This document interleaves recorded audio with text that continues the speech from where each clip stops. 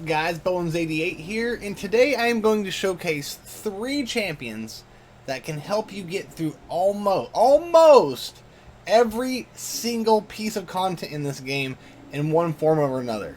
Now notice how I said almost, okay? Most free-to-play players won't have these characters.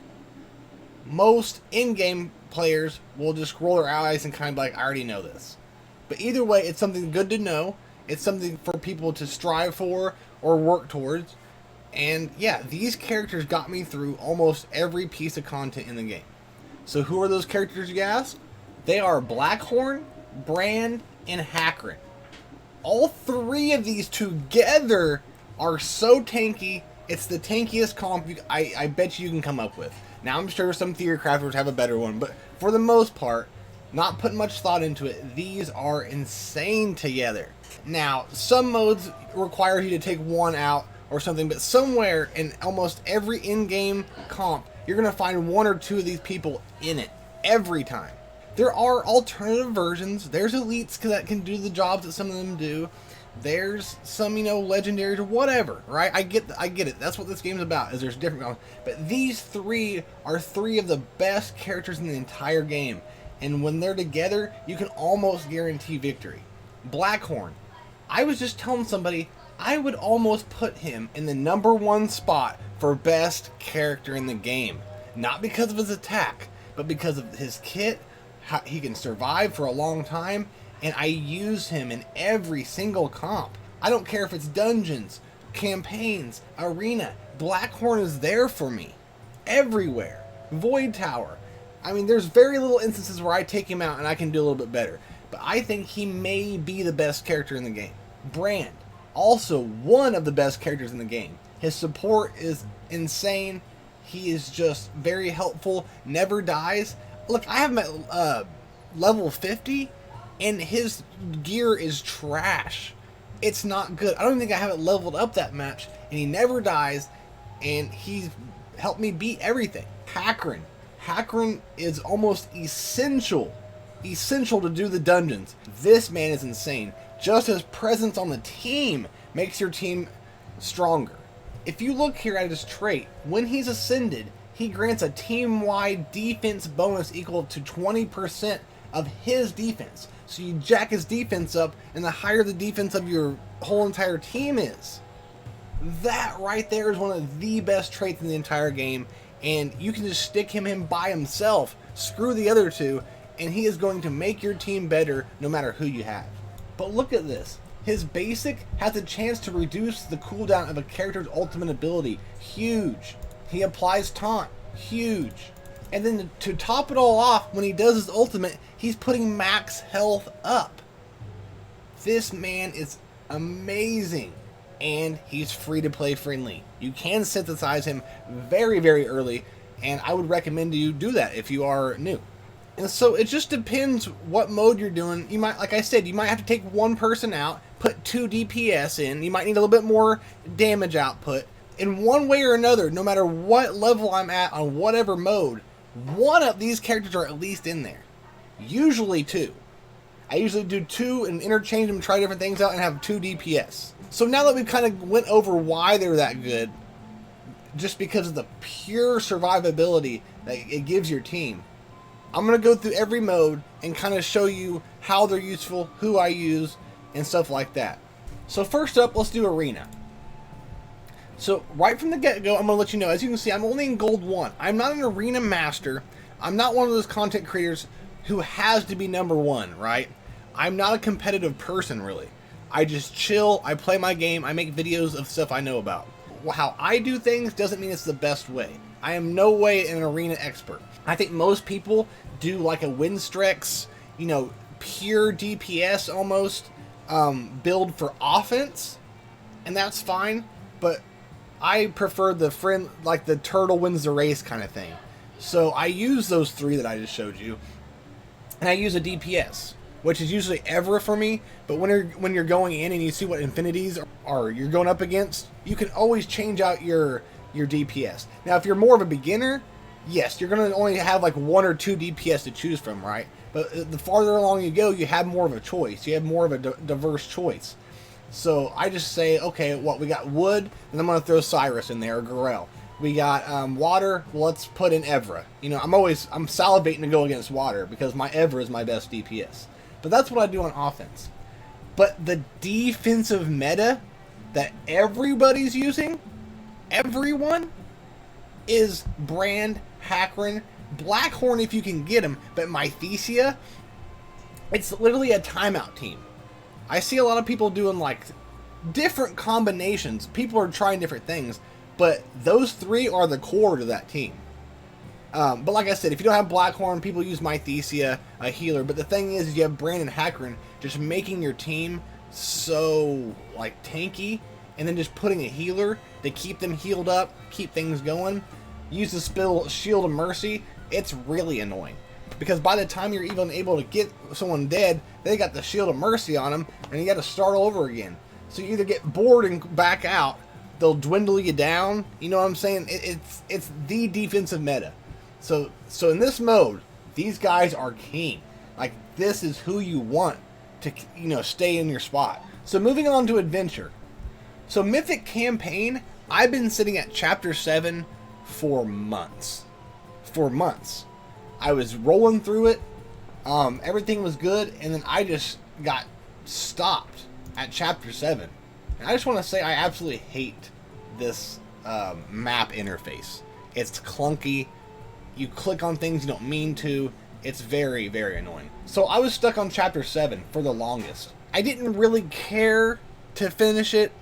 I was stuck, so I didn't even try on it anymore. There's other things I had to worry about. So I was good sitting there. I was farming all the glyphs I needed, legendary and below, so I didn't feel a need to complete it, right? But then I got the idea of this video, and I was like, well, I probably should finish campaign to make this video, right? Or else what's the point? So, not once did I lose. Not even chapter 10, what is it, 10-8?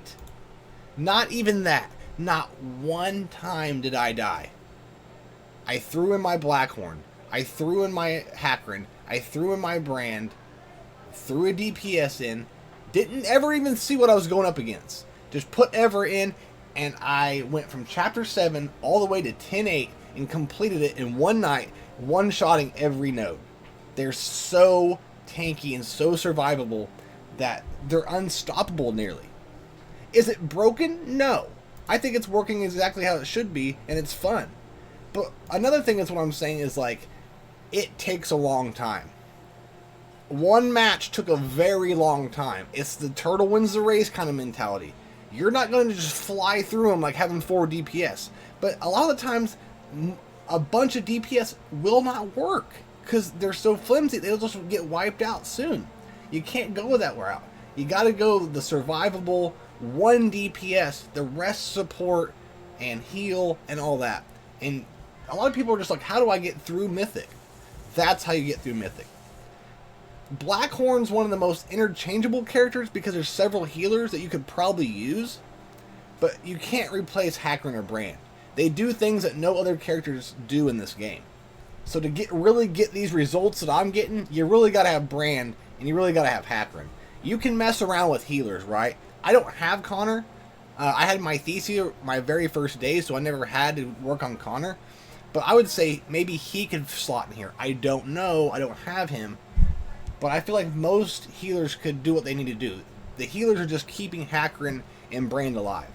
So next up, let's move on to the dungeon area. There's lots of dungeon stuff, right? Well, let's start with Void Tower.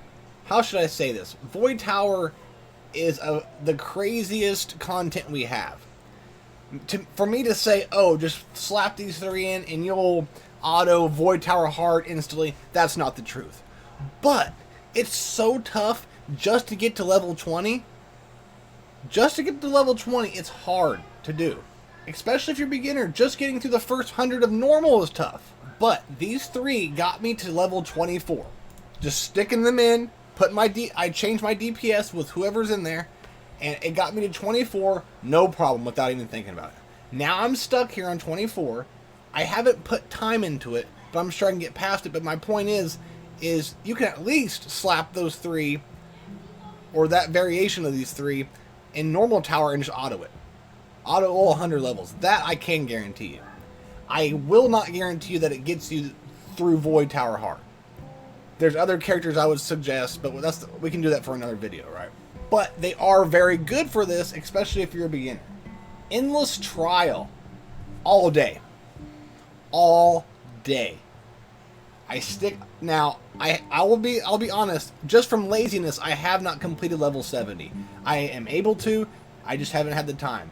But I auto level 60 without any thought. I just click play, let it play out, go to the next level, right? Those three by themselves will get you in. Just throw in a DPS. I don't even look at the affinity. I just throw Ever in. I also use Tia, so I might, take one of those three out and do like a Tia, but she's, kind of a support, crowd control, just for the fun of it, right? You can still stick those three in, put a DPS, you're done. It's over. You've autoed it, no problem. So just imagine how easy it is for the level 50s and below. And I will say, Blackhorn's awful elusive when it comes to pulling him, but I see Brand pulled a lot, and Hackern is free to play. So it's not impossible to get this team, but it's kind of mid-game, right, towards the in-game kind of characters. So I understand, but it's still something to look forward to. Okay, so we're over here in the Arcade Dominator, the gear dungeons. Everyone knows these are really hard. You get to 12, it's really hard. When you get to level 12, it comes down to the exact right comp, at the exact right stats, certain health, certain speeds. Like, it just depends what one you're working on. It's very strict. It's very restricted. You have to have these. You have to have these stats. It's tough. You have to watch guides. Like, if you're able to figure out this on your own without any help, you're a freaking genius. And props to you. I've only completed 3, as you can see. Queen of Tides, Ash Magisteria, and Roaring Tulpa. Now, let me show you my teams. So first up, I use this team for 2 dungeons. Queen of Tides and Roaring Tulpa.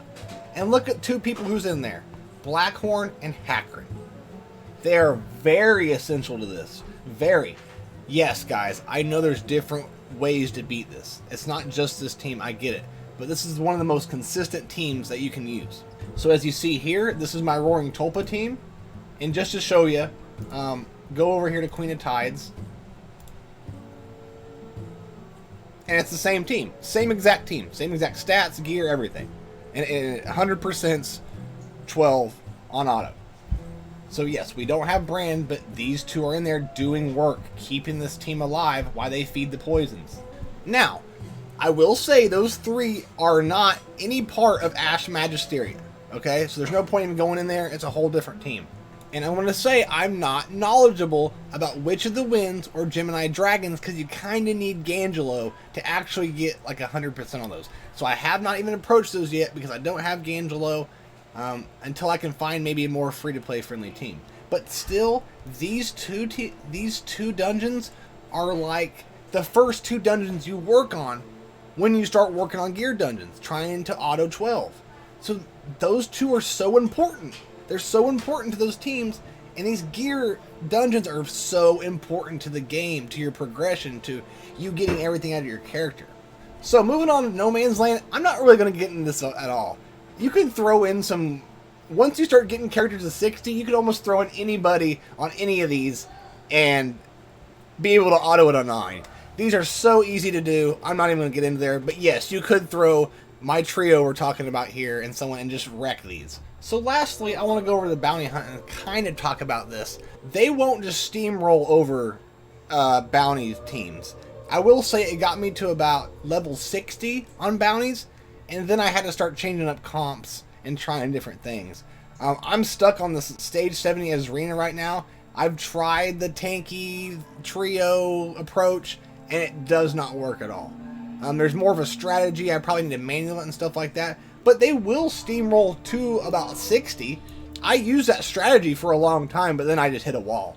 And this is more about strategy and like manualing these, I feel like. Since they're only one-time battles, I feel like that they want you to manual these. But still, it can help you. So that's all. I just wanted to make a kind of a quick video letting you know about these 3 characters. I know you know about them. We all pretty much do. But I just wanted to like really get people to understand like the power those 3 have together on a team in the entire game.